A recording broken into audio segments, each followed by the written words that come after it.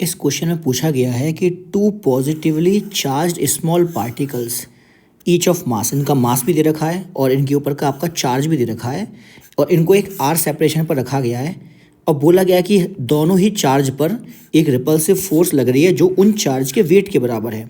तो आपको इस सेपरेशन की वैल्यू बतानी है। तो हम क्या करते हैं, हम शुरुआत में चार्ज बनाते हैं। टू पॉजिटिवली चार्ज हैं तो दोनों प्लस क्यू बनाएंगे, ये भी चार्ज क्यू बनाते हैं हम और दूसरा चार्ज भी हम बनाएंगे क्यू। अब इनका मास भी दिया हुआ है तो दोनों का मास m है और मानते हैं कि इनका सेपरेशन कितना है, ये r सेपरेशन है।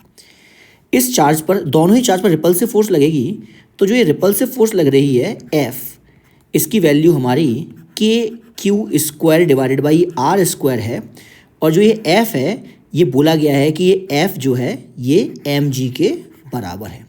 तो इनको इक्वेट करके सॉल्व करते हैं। K Q square by R square is equal to M G. यहाँ से हमको आर की वैल्यू निकालनी पड़ेगी तो आर की वैल्यू देखते हैं। तो के है हमारा 9 into 10 to the power 9 into Q square, तो क्यू स्क्वायर 1.6 का square multiply by 10 to the power -38 is equal to R square multiply by M G. M है हमारा 1.7 into 10 to the power -27 multiply by 10।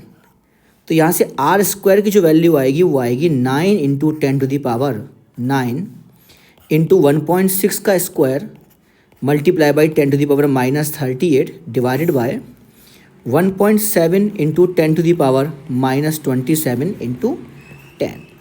इसको जब solve करेंगे तो are की value जो आपको दिया हुआ है 0.117 मीटर आ जाएगी।